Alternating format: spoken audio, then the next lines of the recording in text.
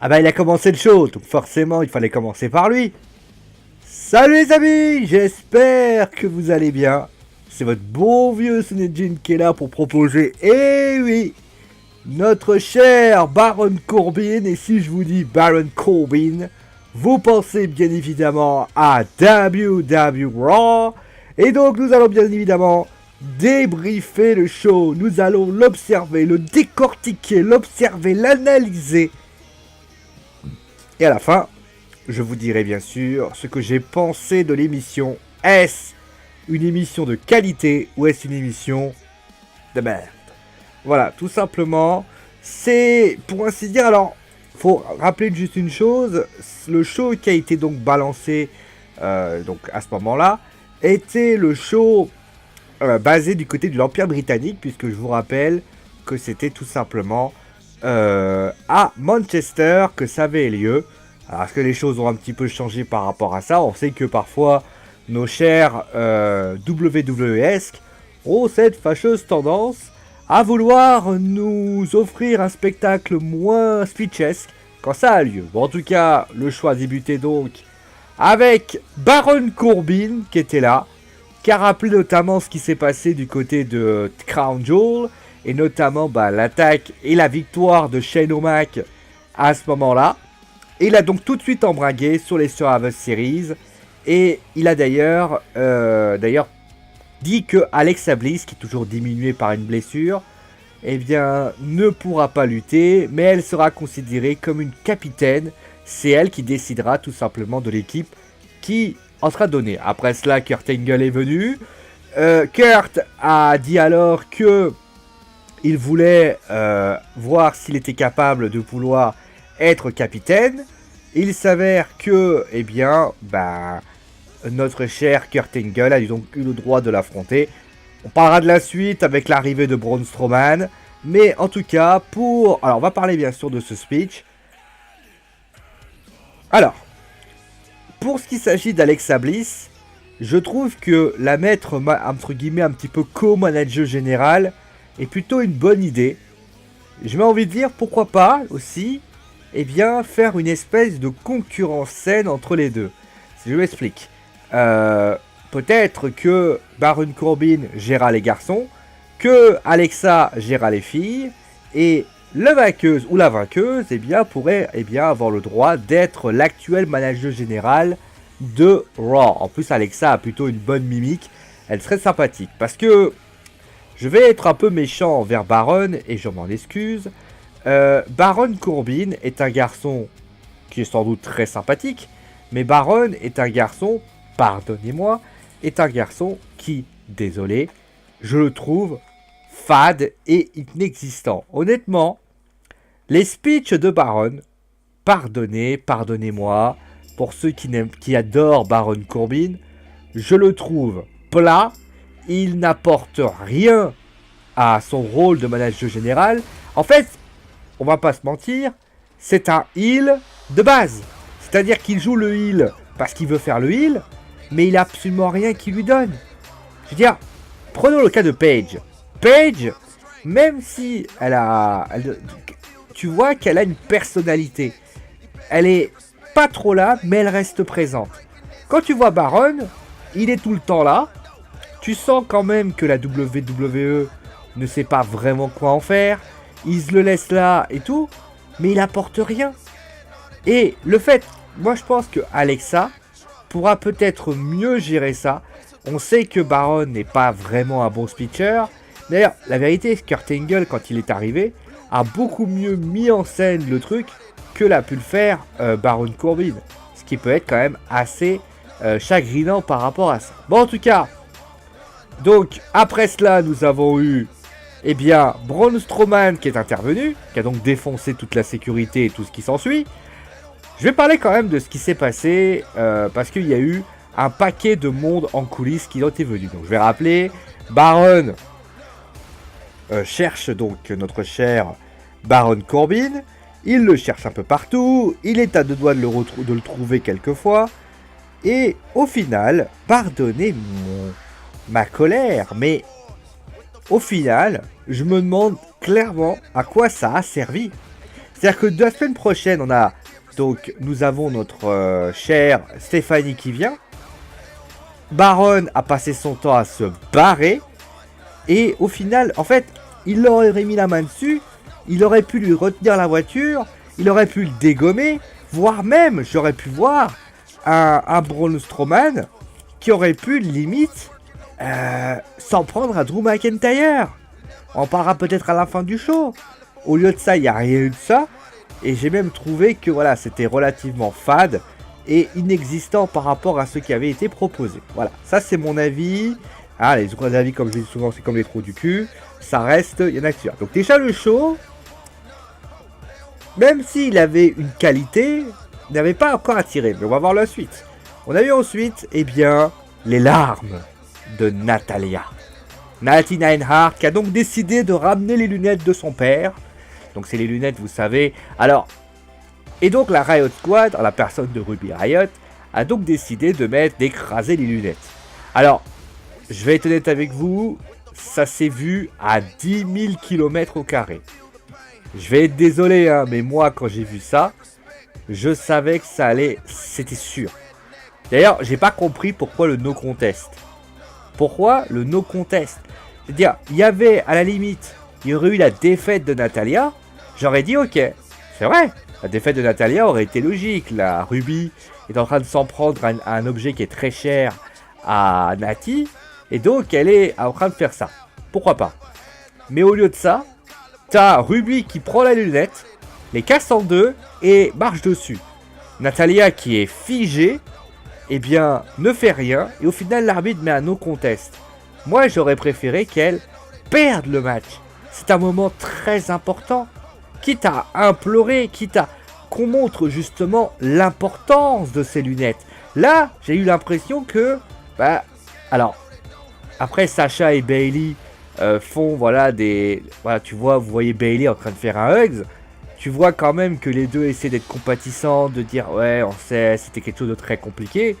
Bon, on va éviter bien sûr l'aspect stupide de l'histoire, dans le sens où, bien évidemment, c'est pas parce que on a des lunettes que tu as perdu que ça veut dire que tu as la possibilité concrètement de ne pas être à la hauteur. Mais moi je suis désolé, quand j'ai vu ça, j'ai trouvé ça franchement, mais c'est mal joué. C'est très mal joué. J'ai envie de dire, mais dites les gars, quand vous faites un moment aussi important, ne le faites pas de manière stupide. Quitte à... C'est quelque chose qui appartient à Natalya, faites-le jouer à fond. Voire même qu'elle prenne les lunettes et qu'elle se barre avec. C'était plus fort. Voilà. Et là, tu aurais vu Ruby avec les lunettes toute la semaine. Ça aurait montré la colère. Alors certes, elle était en larmes. Enfin, moi j'ai trouvé ça quand même assez triste. J'ai pas trouvé que c'était très très intéressant par rapport à ça. Voilà. On va passer bien évidemment à la suite. Et donc la suite, c'était la... Bon. Alors, on a eu Apollo Crew qui a battu donc Jinder. On va en parler rapidement parce que, faut dire la vérité, Jinder aujourd'hui était, comme qui dirait, une sorte de force de la nature il y a quelques mois. Même il y a un an. Hein.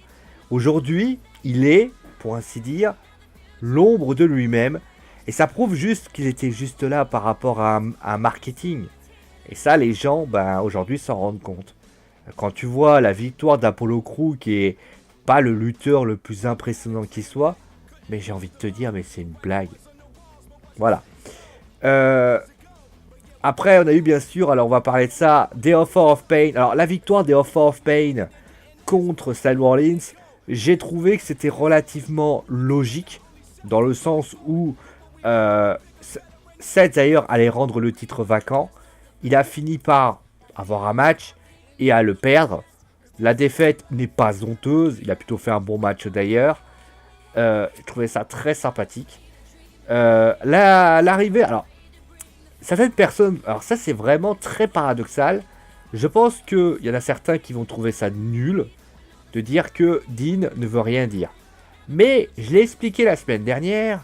À partir du moment où Dean, tout simplement, Euh, Drew l'a dit, tout le monde l'a dit. Il suffit juste maintenant bah, de laisser la chose se faire et les choses vont s'avancer comme ça. Bon, après cela, nous avons eu donc Elias. Elias qui est venu, qui a tout simplement... voilà, voilà, c'est un bon speech qu'il a fait. De toute façon, Elias fait toujours un excellent speech, qu'on le veuille ou non. Moi, j'adore les speeches d'Elias. Dolphy a fait le boulot. Le match était intéressant à regarder. La victoire d'Elias est quand même étonnante, dans le sens où Dolph a l'air en push. Mais je trouve ça très très très intéressant. Et j'ai adoré voilà, le match entre les deux, que j'ai trouvé de bonne qualité. Voilà. Après cela, nous avons eu donc, après notre cher Elias, nous avons eu Ronda. Alors, on va parler de ça. On va faire les choses pas à pas. On va commencer. Alors, on va parler rapide. On va commencer avec le match Nia Jax et Ember Moon. Donc, avec donc la collaboration Tamina-Nia Jax, qui ne serait pas étonnant que Ember aille du côté de Ronda. Alors, le Hilton était quand même assez prévisible depuis quelques semaines. On voyait clairement que Nia, en plus Nia à Evolution, a eu un début de collaboration avec Tamina Snuka. Donc ça, c'est pas une surprise. Après, moi j'ai juste envie de dire, faire tourner Nia, c'est peut-être une bonne idée aussi. On sait que Nia en face avait du mal à exister. L'attaque sur Ember est plutôt une bonne chose. Je pense que Ember, elle va peut-être avoir un adversaire. Je serais pas étonné. Et plus important, peut-être que Ember peut aider Ronda. Ronda, Ember, ça peut être pas mal parce que Ember est une bonne lutteuse. Et puis on va terminer avec ça. Ember, je pense qu'elle peut être aussi une petite favorite qui va grimper au fur et à mesure. Et ça, c'est intéressant. Moi, j'attends de voir comment ça peut se faire. Mais pour ce qui s'agit de Ronda Rousey, pour ce qui s'agit de Nia, je pense que c'était une bonne chose à faire. Après, Ember, j'ai envie de dire, elle peut tirer son épingle du jeu. On sait que Sasha et Bayley sont un peu occupés en ce moment. Natalia, elle est occupée aussi. Ember a son petit push à elle. Donc j'ai envie de dire, pourquoi pas tenter le coup. On va bien sûr parler, bien évidemment, du speech de Ronda Rousey lors de ce show. Alors, elle a parlé peu. Elle a dit, je crois, ça a duré, près 5 minutes. Elle s'est exprimée sur les propos de Becky Lynch. Et elle a... Alors, je vais paraître méchant, mais à part la dernière phrase qui a quand même un peu d'impact, le reste est nul. Pardonnez-moi, on va encore me dire, ouais, mais t'es dur avec elle. Je suis désolé, je m'excuse le plus sincèrement possible. Nia a mieux speeché qu'elle. Et encore, c'était pas glorieux. Ronda ne sait pas speecher. Tout le début, la dernière phrase était quand même assez forte, mais j'ai envie de dire, quand tu rajoutes le mot bitch dans une phrase, c'est forcément les gens adorent. Mais le reste était nul. Quand tu vois le speech de Becky et que tu vois le speech de Ronda, mais Becky l'écrase, mais limite, elle prend sa jambe, elle piétine sa tête, mais mais c'est impressionnant. Des fois, j'ai envie de dire, mais les gars, vous avez peut-être pas encore compris et je vais peut-être vous l'expliquer. Ronda ne sait pas speecher comme il faut. Voilà, moi j'ai envie de dire, voilà, c'est la réalité. Vous n'êtes pas d'accord avec ça? Regardez les speeches. Polyman, sans doute qu'il est derrière pour essayer de l'aider, mais il peut pas tout faire. Et la meuf, elle était actrice. Je me demande bien comment elle joue son rôle d'actrice. Et puis, il y a aussi un autre truc, c'est que actrice, ça permet notamment de répéter plusieurs fois. Là, elle est en live, elle peut pas se permettre de se planter. C'est du théâtre concrètement. Et ça manque d'émotion, ça manque d'envie. Je sais pas, c'est pas terrible du tout. Alors après, je ne nie pas sur le fait qu'elle qu'elle y va, hein, elle essaye. Hein. Elle essaie de faire, mais le message en fait, quand je dis que ça manque d'envie, c'est que tu sens qu'elle y croit pas en son speech. Tu vois, quelqu'un comme Seth Rollins, quand il parle, tu sens que le mec, il joue. Tu sens que le mec, il croit à ce qu'il dit. Ronda, elle manque d'envie, dans le sens où elle se dit pas, ah ouais, non, ça va faire ça. Et puis je terminerai juste. La dernière phrase, oui, elle relève le niveau. Mais un speech doit être constant. Il peut y avoir des temps faibles et des temps forts, c'est normal, hein, un speech peut pas être toujours très à level. Mais tout au long du speech, moi, là, après la fin, j'ai failli m'endormir. C'est pas suffisant. Et ça, j'en suis réellement désolé. Donc, ensuite, nous avons eu... Eh bien, on a eu... Alors, attendez, parce que je vais quand même regarder s'il n'y a pas autre chose qui s'est... Alors, la victoire de Bobby Lashley, qui n'est pas une surprise, dans le sens où... Bobby, concrètement, fallait il avait perdu, perdu par disqualification, et là, il a gagné de manière très clean. C'est pas une surprise, loin de là. J'estime que même la victoire de Bobby Lashley est relativement logique. Voilà, c'est pas une surprise du tout. Après, au niveau du match, j'ai envie de dire, quand tu fais 3 fois le même match, la surprise, elle s'est un petit peu endormie. Voilà un petit peu ce qu'on avait à dire. Et puis, après l'arrivée de McIntyre, que j'adore. Honnêtement, je sais pas comment ils vont gérer McIntyre, mais je suis convaincu que McIntyre est sans doute le meilleur aujourd'hui dans le roster rouge. Le meilleur, on va dire, pas forcément en termes de... Parce que je sais ce que vous allez me dire. Oui, mais attention, t'es sérieux. Il y a Seth Rollins, t'as un tel. Oui, mais McIntyre, quand tu vois la marge de progression qu'il a... Comme quoi, partir de la WWE, ça lui a fait du bien. Il a un côté... Voilà, il a un côté heel très prononcé. Et je trouve notamment qu'il a aussi ce côté... il est vraiment, mais d'une sérénité. Il sait ce qu'il fait. Il dégage un charisme de dingue. Franchement, moi, il m'épate. Il m'épate, McIntyre. Et même dans l'intervention, tu vois, en fait, on parlait de Ronda Rousey qui croyait en choses. Nous, à un moment donné, il faut aussi que nous, on croit en ce que fait Ronda. Ronda, quand elle dit quelque chose, il faut qu'on y croit. Parce que je rappellerai juste une chose. Si tu pars du principe que la lutte professionnelle, c'est de la lutte professionnelle, les speeches sonnent faux, et finalement, ça ne passera pas. Là, qu'on soit clair là-dessus, Ronda ne donne pas envie de croire en ce qu'elle dit. McIntyre, quand il a relevé Balor, je me suis dit, mais attends, le mec, il confronte le mec, il dit casse-toi. On aurait pu se dire, bon allez, le mec, il est Twiners. Et là, à ce moment-là, il commence à relever McIntyre, il commence à relever Balor. Toi, dans ta tête, tu te dis, attends, le mec, il est au Royaume-Uni. Le mec, il est écossais, tu te dis, bon, peut-être qu'ils vont faire une fusion entre l'Écosse et l'Irlande pour One Night Only. Et à ce moment-là, il relève, il le pousse, pom, Claymore Kick. Et ça part vite. Et au final, tu te dis, putain, quel enculé. Mais c'est très bien. Moi, j'ai adoré, franchement, j'ai adoré. Maintenant, on va passer, bien évidemment, au main event. Le main event du show qui a donc opposé Kurt Angle à McIntyre. Alors, qu'est-ce que... Je vais être très méchant. Hein. Je suis désolé pour les fans de Kurt. J'adore Kurt. Qu'on soit clair, je suis quelqu'un qui a énormément apprécié la carrière de Kurt Angle. Kurt, c'est un mec... ce qu'il a fait quand il est arrivé à la WWE, le mec, il a fait notamment des Hell in a Cell. Le mec, il a fait des matchs extraordinaires à la WWE. Moi, je me souviens des matchs avec Eddie Guerrero, des matchs avec Chris Benoit, les matchs avec Edge, les matchs avec l'Undertaker. J'en passe, il y en a plein. T'es omnubilé, t'es ébahi par le talent de ce mec. Mais je suis désolé. Drew, il a tout simplement, t'as une classe d'écart, quoi. T'as une classe d'écart, une classe d'écart par rapport à une chose.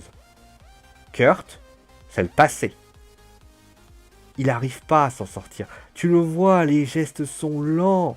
Il dit qu'il s'est entraîné, mais les gestes sont lents. Ils sont pas précis. Il met pas là. Il n'a pas ce pouvoir au fond de lui.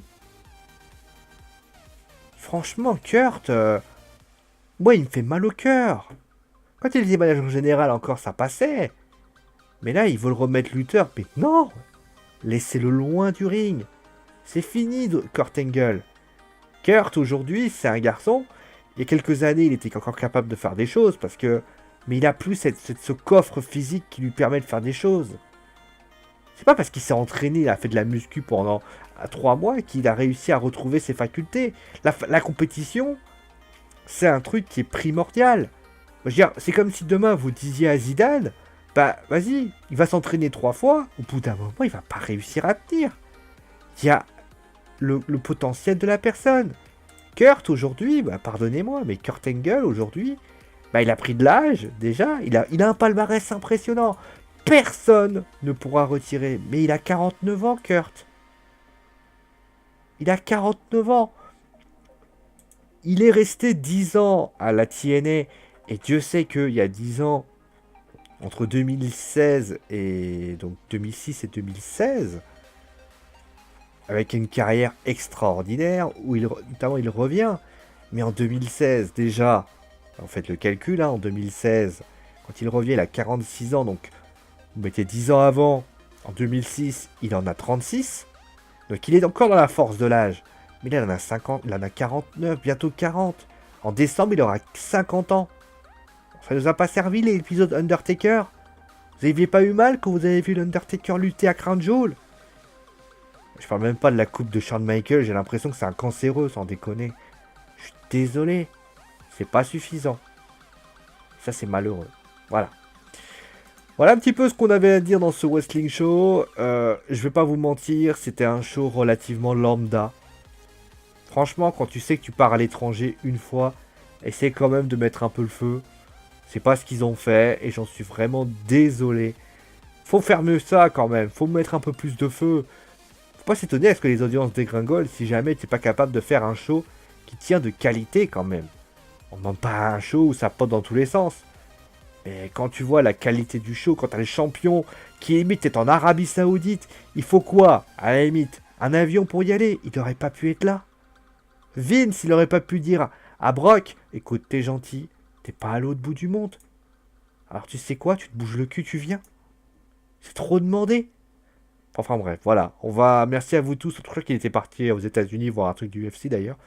Merci à vous tous en tout cas d'avoir suivi l'émission. Portez-vous bien et ciao tout le monde. Ciao.